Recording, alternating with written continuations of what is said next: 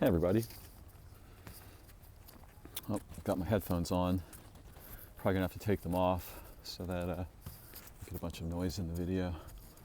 So give me a moment here while I negotiate that.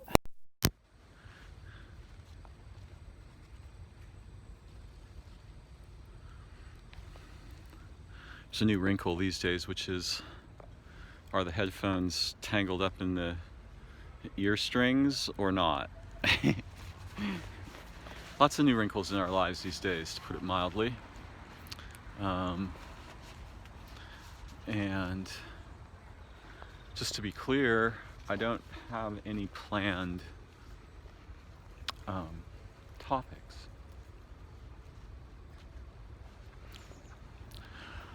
I just thought, well, I'll take a few minutes and see what's on my mind while I'm getting a little exercise in the park.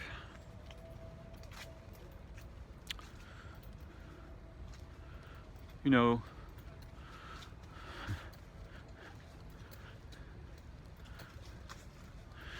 from one perspective, we might say our world changed very rapidly for all of us with the onset of the pandemic.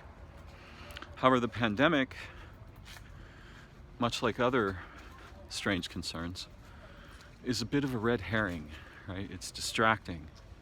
And it isn't really that our world changed. It's rather that the changes we imposed on our world were reflected back to us when ordinarily they are buffered by nature. Nature absorbs the damage, we don't. Therefore, we kind of, as a species anyway, we go on with business as usual, which is pretty much omnicide as usual, right? Kill everything as usual, including ourselves and our hearts and our families, our children. So it's not just that the humans are mean to the environment, we're mean to each other in the sense, particularly our collectives and institutions, in a fundamental way, in the sense of depriving each other of meaningful roles. And by roles, I mean ways of being engaged with each other and the living world that are meaningful, deeply meaningful, right? They're rich, they're nourishing. When we enact them, we feel better, even if there was work, right? We still feel, so good to have lived this day and seen those animals and helped these people and been alive in the real deep way. But we also deny each other, or we, meaning the collectives and societies and institutions, sort of pathologically on purpose. We invent pathologies and embed them in our cultures and societies and children and minds and languages and ideas and concepts.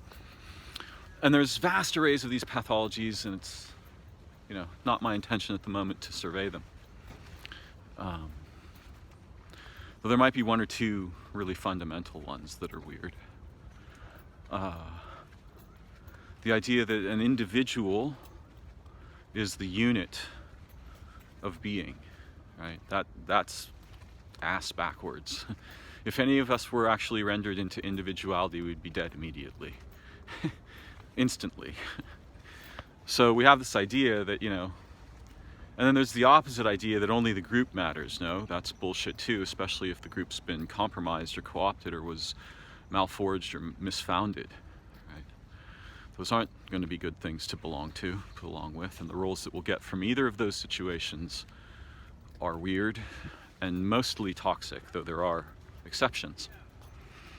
Because there's a space, right? There's a sort of slice of the pie of ideation and concept in which individuality is crucially important to pay attention to. And there's another space in which we realize that meaningfulness and our capacity to embody roles is intimately linked with groups and the felt sense of group membership or identity within a group of some kind.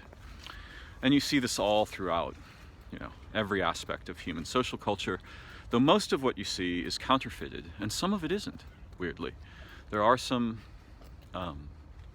cohorts that sort of just refuse to buy in to the narrative at the top of the situation.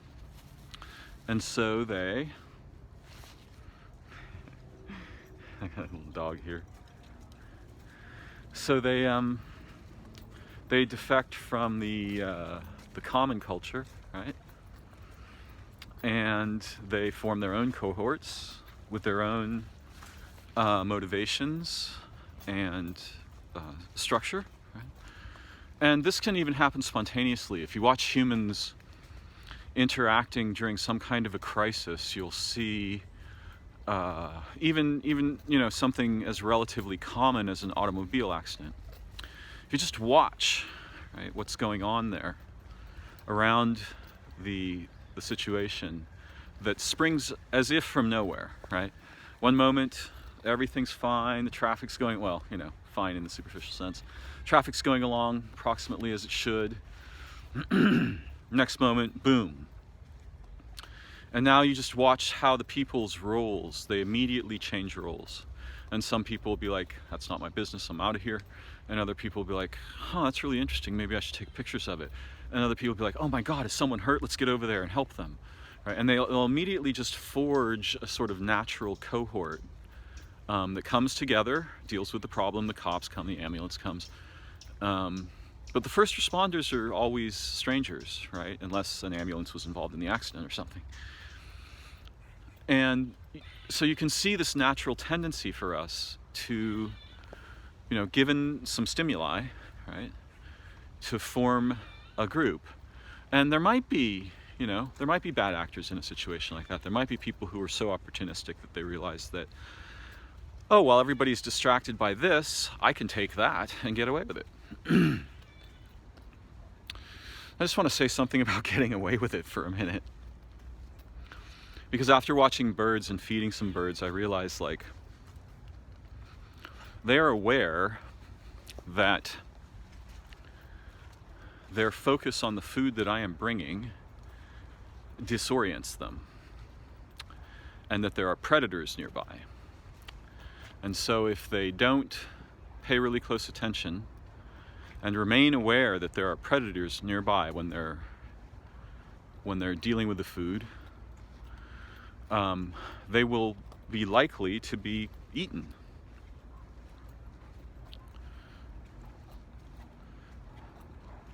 And so when they take the food, you know, they look around very carefully, they look up, turn their head, look at the branches, look at the spot, look around, take a couple hops, do it again, take a hop, take the food, look around, and then they fly away and they catch the food.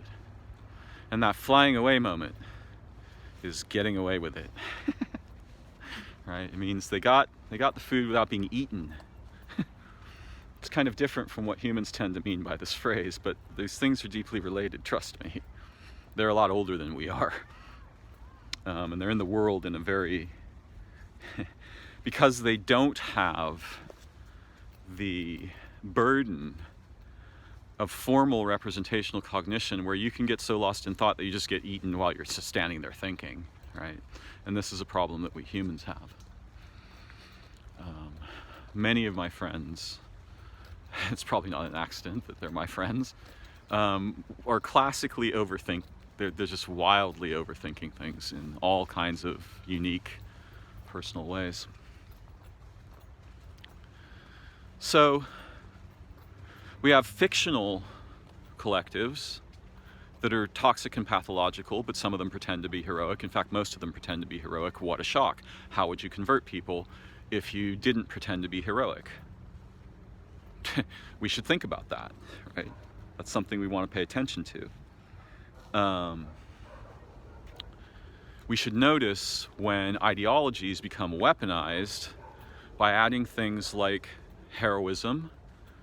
God, what is that bad smell? It's a really bad smell. It's a bad chemical smell.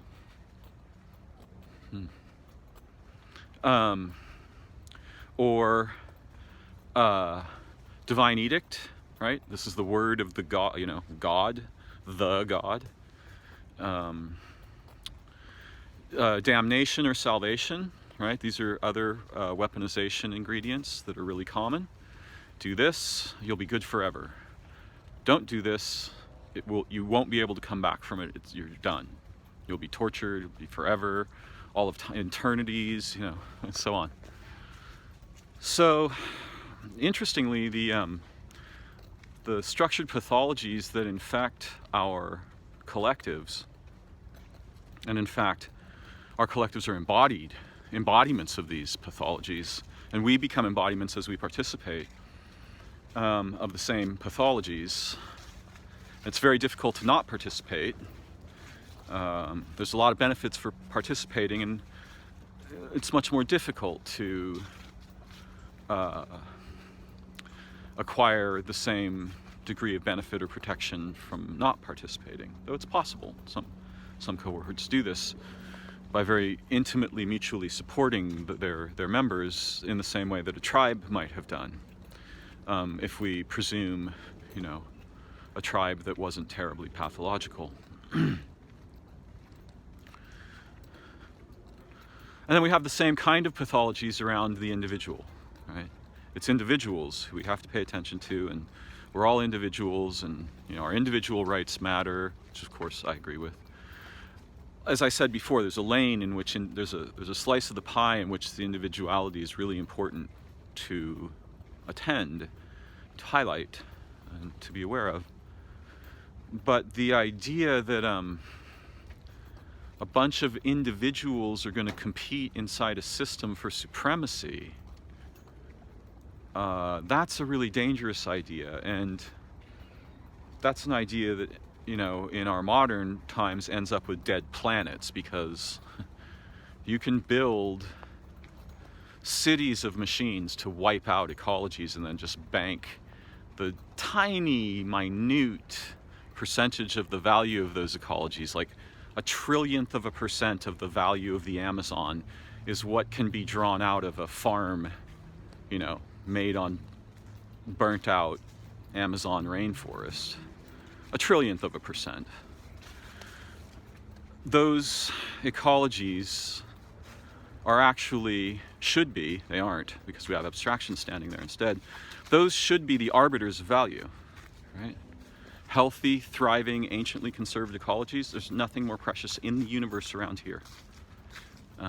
They're more precious than humans because without those you don't have humans. You won't have humans. They're more precious than any idea of wealth or money. So if you burn some of that shit down to bank a trillionth of a percentage of the value of that thing, it's hard to imagine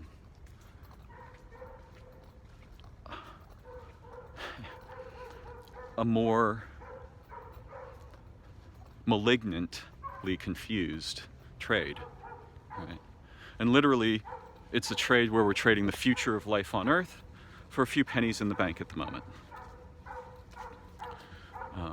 No being in any state of awareness would be willing to make a trade like that. And in fact, if it were suggested, I think they'd either think that it was, you know, humor, or they'd become very angry and say, like, no, if you try that, we're going to fight. You know? You're talking about the origin of life on Earth, our bodies, our minds. But our collectives, not being embodied, being essentially technical and methodological fictions emerging from, you know, bizarre histories in Western and Eastern culture. I've often said that these, whatever it is that forges and runs and propagates our collectives, and obviously it's purposes, and largely those purposes are profit and domination, supremacy, things like this, in a fictional context, right, in the marketplace. One moment.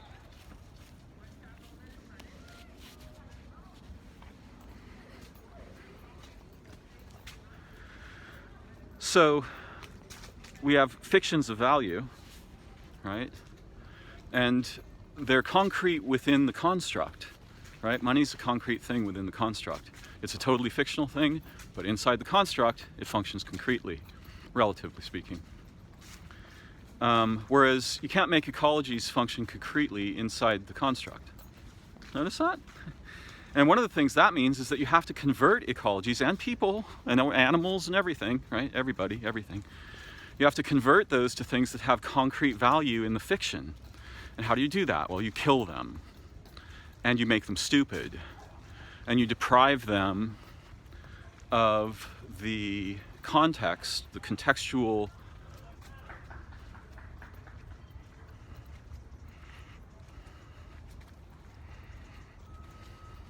the naturally nutritive contextual circle within which, right, we can adopt and embody roles and relationships and values and principles and ideas that are actually meaningful and more like ourselves, more like the living world, more like time-space, so that we don't have to begin by defecting. And I think one of the most tragic things that I've seen going on is just the horrifying miseducation of our modern peoples, our children, and the idea also that children are just, they're just little humans, right? In other words, the big humans aren't supposed to still be children, but they are. And if you get to their heart and you tap on it a little bit gently, you will see the child in them come out. And it's not a pathological child, it's an essential child, right? It's not the childish, it's the childlike, yeah? And when people are saying things that are deeply touching to them and profoundly moving, often I will hear them start to speak like a 4-year-old. And they'll be crying and their voice will crack and they'll say very simple things in very simple language. And usually it's because a terrifying array of injustices have been done and ignored and propagated and revisited upon, endless victims and so on and so forth. Because children not very good at lying about atrocity, and they can tell that the adults do this. And this is remembered in all of us, right? Because there's this sort of essential, deeply honest, very sensitive, childlike being inside us. Now, whether we have any, experience of this commonly or access to it is another question. But it's in us. It's in all of us. I can hear this voice in every person I speak with very few exceptions.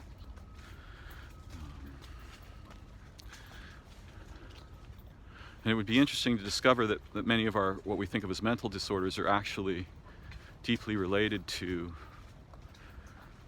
this essential child within us not being seen, not being heard, being punished when it speaks, being ignored, being told to go away, having it demanded that we grow up, and so on and so forth. There's all this weird language around it in English.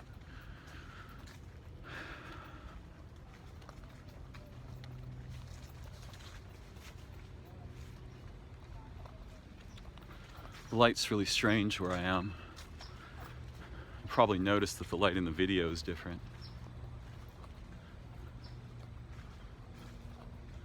So,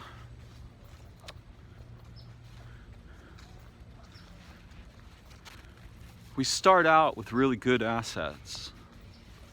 Most of us. There are exceptions to that too, and some of those are really important. It's important that there be people who aren't perfect, right? It's important that there are people who are elderly and injured and infirm and drug addicted and homeless and criminal and everything, right? Diversity matters for living beings. When you look at ecologies, this is blatantly obvious, right? The health of the ecology can almost be derived from its diversity quotient. In many cases, there are exceptions there too. But even where there's not explicit, overt external diversity, say like in a desert, there is still profound and amazing internal diversity. So there's different modes of that. But what I'm trying to get at here is that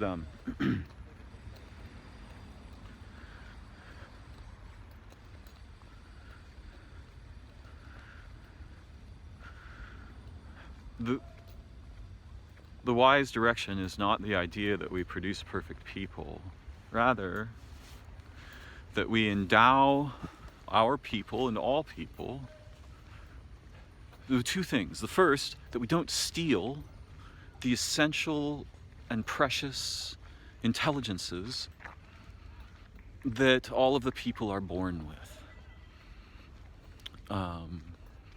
The intelligence of the child is so much more profound than what it sacrifices that intelligence to acquire, that this comprises a fundamental theft, right? This is a terrible impoverishment. How could that be? Oh, I see.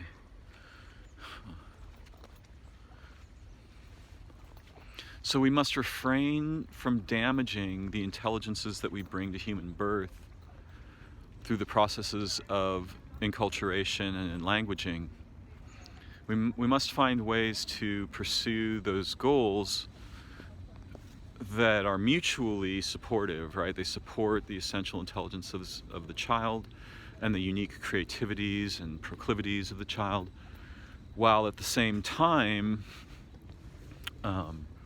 somewhat cautiously introducing them not just to the opportunities for vocational and intellectual development, but also to their dangers, so that they know, the children, that we know, the adults, that the language games are broken and dangerous. Doesn't mean we can't use them, it means we have to be careful. And the culture games are really broken and really dangerous, right? Rather than just indoctrinating them and saying, you know, English is a great thing, as you learn it, you'll be smarter. Not fucking true. You're probably smarter with the thing you use to acquire English with, vastly more intelligent than what happens to you once you've acquired English. Or inquired into English. This is just a wall of fir tree here.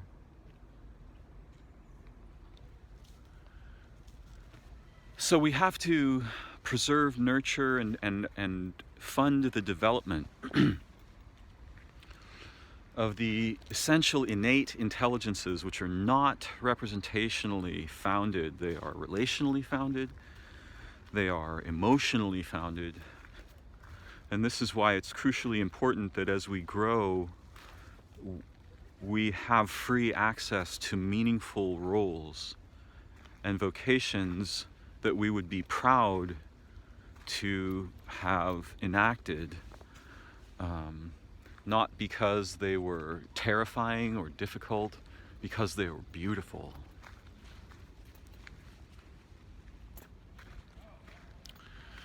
And, you know, very, very few of us will have the opportunity. We see the essence of the beautiful mind of the child preserved in art, right? And in some specific branches of spirituality, particularly, well, I needn't name any specific path. And of course, it's always individuals preserving it, right? It's not, you know, Buddhism isn't what preserves it. It's individuals being, you know, enacting Buddhist ideas that might preserve something good sometimes.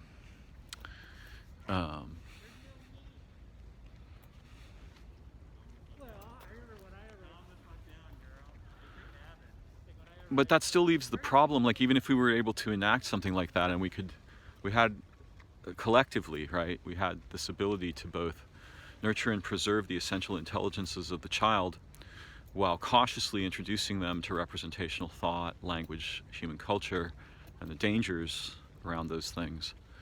And very few people are good with the dangers about representational thought. A lot of people could tell you about the dangers of society and civilization, things like that, but not so many could help you understand why English is a really terrifying thing for most people to acquire.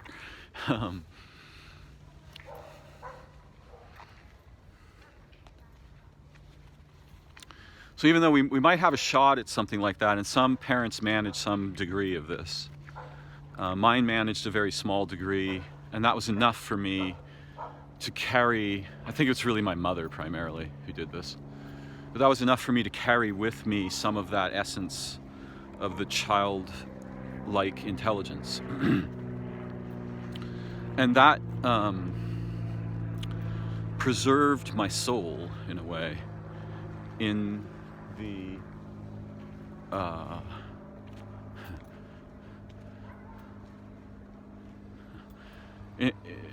in the relational vacuum, right? In the vacuum of kind of the weird science fiction-y outer space of human culture and jobs and so forth, civilization.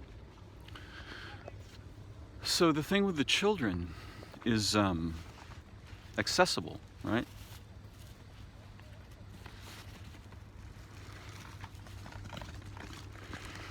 It's conceivable, and some parents get away with some degree of it.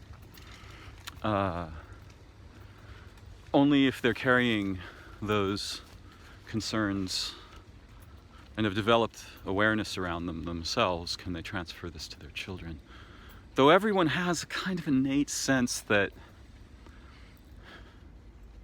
the child is carrying something precious and divine, and it's going to get smashed into this other crap, right? And so everyone, most people anyway, many people is the right way of saying it, many people are sensitive to this without being specifically conscious of it, right? And so they give their children and grandchildren and brothers and sisters and so on little seeds, little seeds of hope and little seeds of nourishment. But most of them are actually very frightened, especially the parents who have to care for their children, if the children can't become self-sufficient. Self-sufficient? Really? Is anything ever self-sufficient in nature? I don't think so. There's no such thing. It's just a bad idea. But in our culture, this is the idea. You become self-sufficient, right? Sufficient unto yourself, sufficient for yourself. You can take care of yourself. You take, all of these ideas. They're pretty bizarre, actually. And,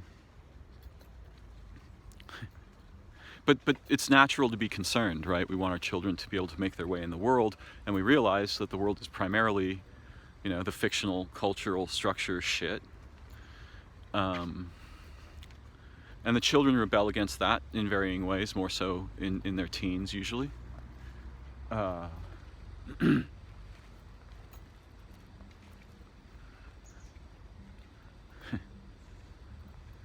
it's natural for the parents to be concerned that their children, for example, will be able to have a job, a way of making a living. Very weird language, and we should be really suspicious about it. Of course, it's trenchant in our cultures, right? The adults' concerns are not trivial, and they're not made up. And they relate to whether or not, like most of the parents can barely take care of themselves, if they can take care of themselves, but they manage to take care of the children.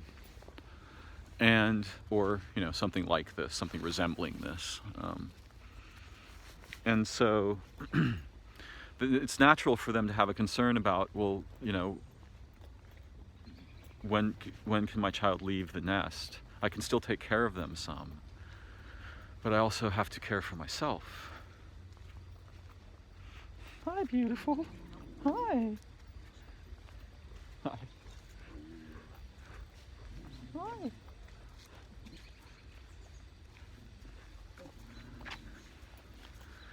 So this puts everyone in a series of, you know, double and triple and multi-binds, right? All of this crap that I'm talking about. It engages us in roles and necessities that are both unnatural for us as animals, painful, torturous, confusing, stress and anxiety inducing, physically unhealthy, body wrecking, mind wrecking, and we call that civilization. Now, I get why we call it civilization, because, you know, there's not like roving bands of barbarians pillaging and, you know, tearing shit apart right where we live. We've sort of exported most of that to nature. And if we export enough of it to nature, then we stop attacking each other to steal each other's already extracted nature value shit. So that can reduce war, which is also a huge problem for us and for nature. And, you know, just an array of ignorant atrocities, grandstanding. What I was trying to say is I think we have access to, first of all, helping the children in the ways that I described, and remembering that we are those children and helping each other in the ways that I described, right? Helping each other to recover our essential intelligences, to throw off the bulwark of structured fictions that are linguistically and societally imposed on us, because we are still the children we were. There's something timeless about our childhood. And maybe childhood is the wrong word. In Buddhism, the phrase original nature is commonly used. And this certainly doesn't refer merely to childhood. It refers to something far more profound and primordial. Something seemingly mysterious, yet accessible if we want to chase it.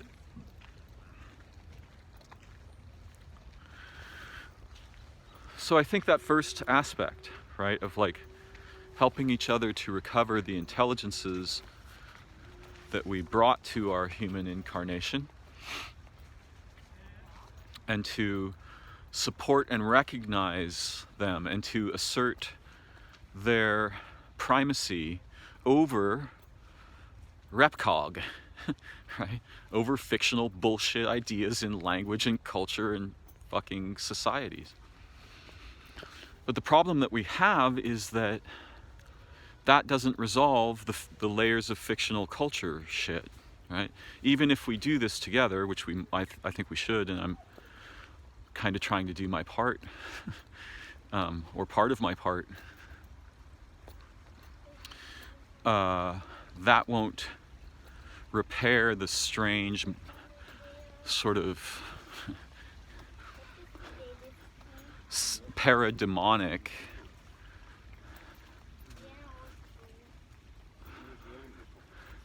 linguistic and cultural and sociological imperatives that we're consistently enmeshed in.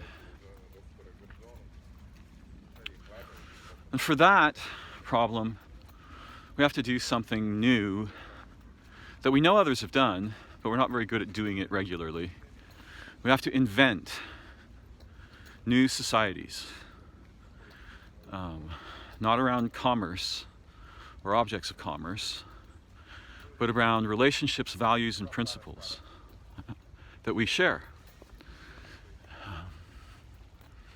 And that's not as hard as it sounds. In fact, it's relatively simple, and it could happen overnight.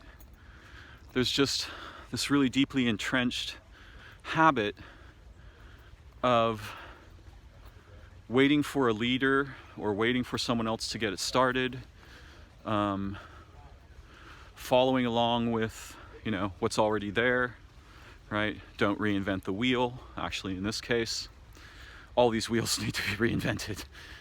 Those were the wrong wheels in the first place. And for us to still be traveling in that car 100 years later, you know, it's just billions of years of human time later, is as inexplicable as it is unjustifiable. But it remains to be seen if the common humans will kind of step up to bat. And rather than voting, just actually form their own societies. Now, of course, in order to do that, they'd probably have to defect from the existing societies. And one might guess there'd be some pressure not to do that, right? Like if you got to pay your taxes to the British government,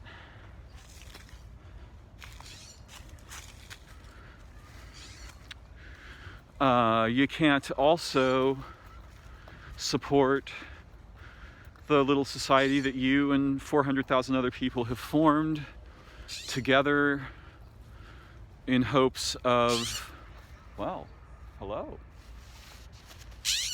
Yeah.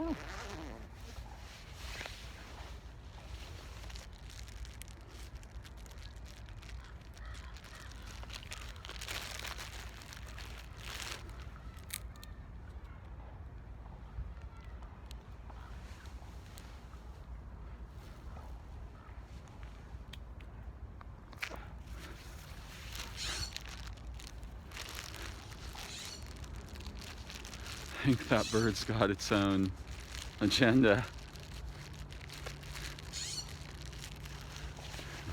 It's not as interested in the peanut as it is in what it's already up to.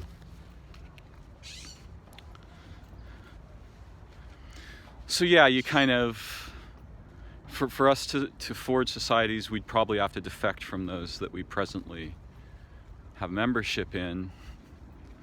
And that membership is really a weird kind of thing.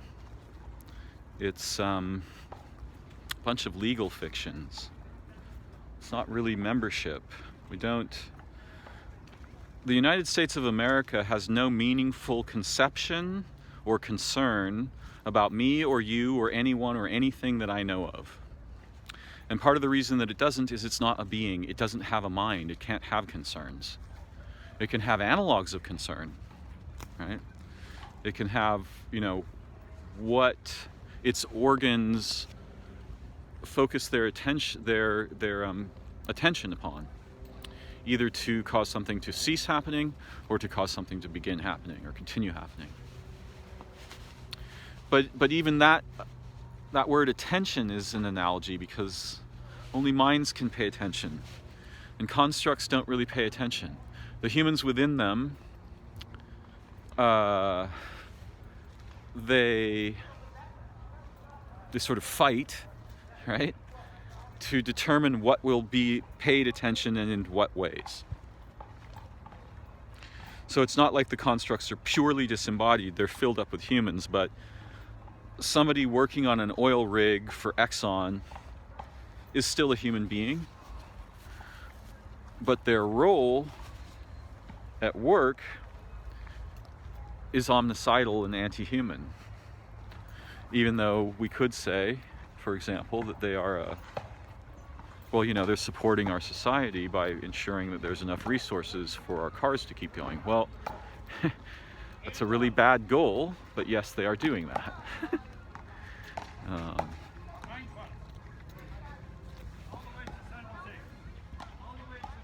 Wow, the light is really beautiful.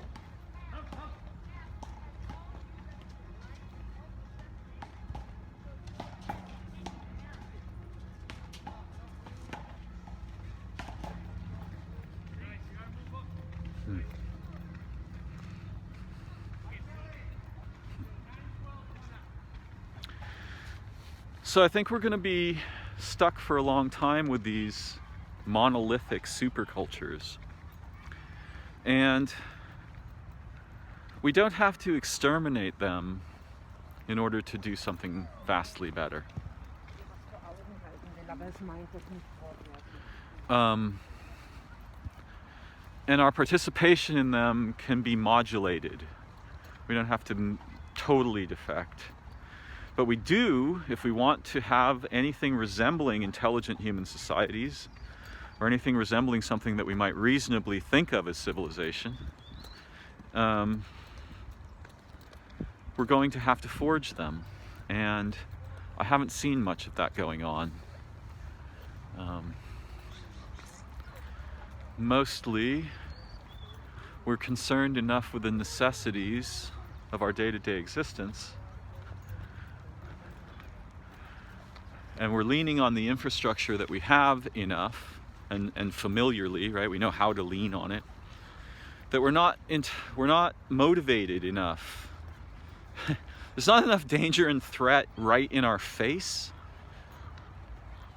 to inspire the common people to do something that to them seems very provocative, but it's sort of the opposite. It's much more provocative to keep on going with nonsense. An attempt to form a new society, new societies, meaningful societies, societies with values we could survive, right? We could survive enacting these values. And the societies we have at present are not that kind. And they never were. You know, when the United States was testing the atomic bomb prior to dropping it on Japan, first of all, they dropped it on themselves a couple of times just to kind of make sure it worked. It was a good idea. It'd be like, you know, well, I've got this really cool gun, so I'm going to shoot myself in the face with it, and oh, it works. But that's the least of the problem. I think when they set off the first atomic explosion, there was like a reasonable uncertainty percentage in the math where the physicists could not determine that it wouldn't wipe out the entire planet, right? That it wouldn't just cause an uncontrolled chain reaction.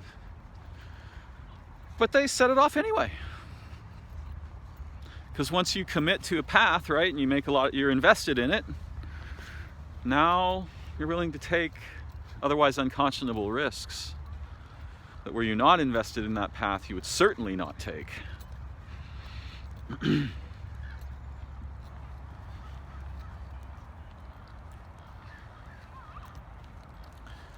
A very small group.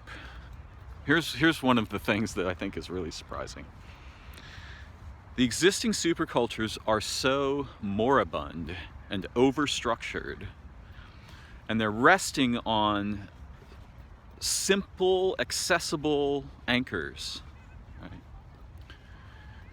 And they're so top-heavy that a small group of intelligent people, 5 people, can certainly transform them in a week, right? And this sounds, crazy, but we've seen the dark side of this over and over again, right?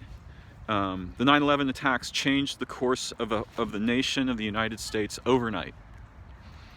And that's a dark version. And it changed it catastrophically for the United States. In other words, someone, maybe ourselves, maybe we were involved, sort of punched us in the face. And in response to that, we just started punching ourselves in the face as hard as we could, and then punching random other people as hard as we could. And then eventually maybe finding someone that was involved in the first, who knows? I mean, the narrative is so fraught with bullshit. But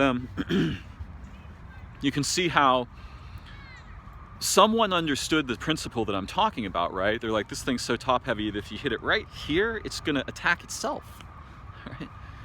And this is well known this principle is well known in martial arts and other disciplines.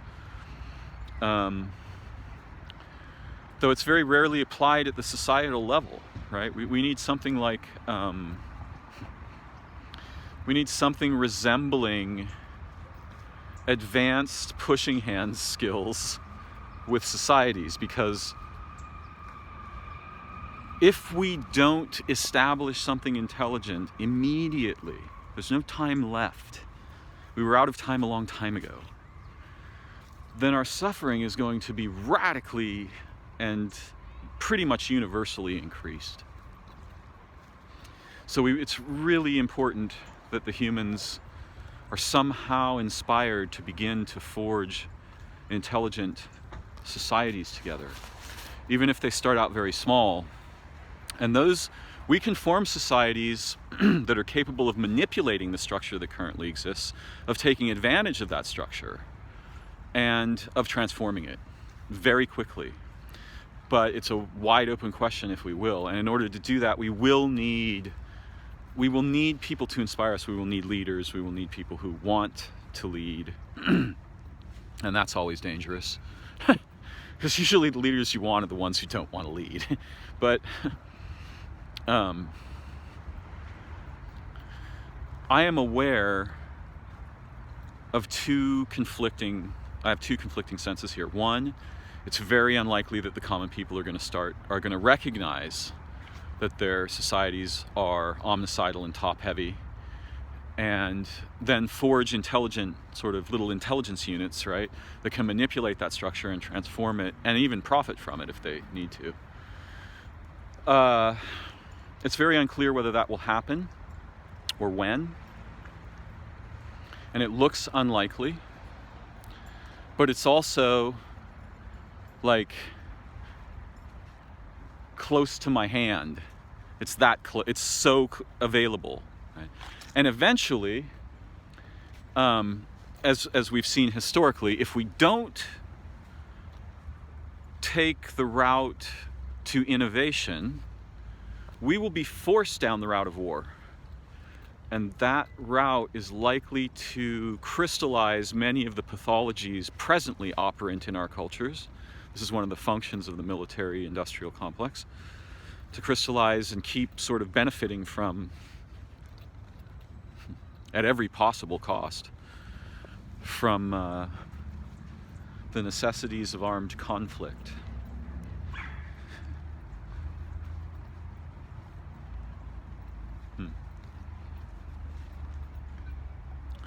So I can see at once that it's completely accessible, and at the same time, it's profoundly unlikely. Or at least so it seems to me at the moment.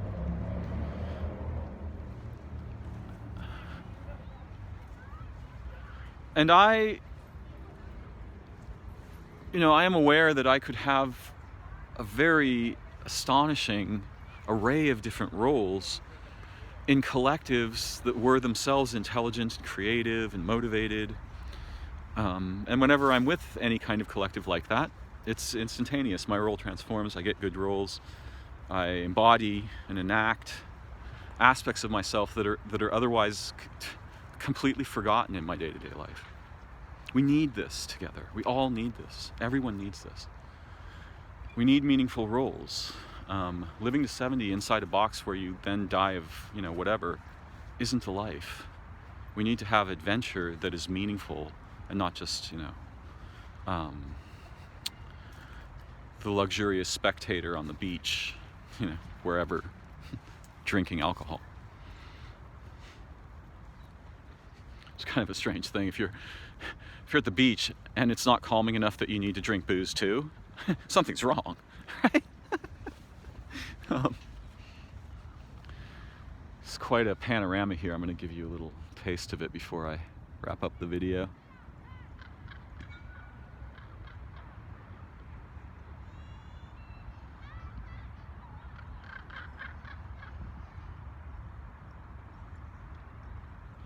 I used to call those the high terrains. It's a phrase the crows taught me. Well, I'm not sure if this was entirely coherent or if I got anywhere, but hopefully some of what I had to say was interesting or useful. Very grateful to have the opportunity to keep making videos, to be able to stand up or breathe or anything, actually eat food. And I'm very grateful for those of you who enjoy my videos. As you know, I'm not much of a marketer. I don't advertise or try to make money. Just sharing because it's in my nature to reflect deeply about what it means to be human and how things are today, how it feels today, what's going on. So thank you. Hopefully I will see you all again very soon. Bye-bye for now.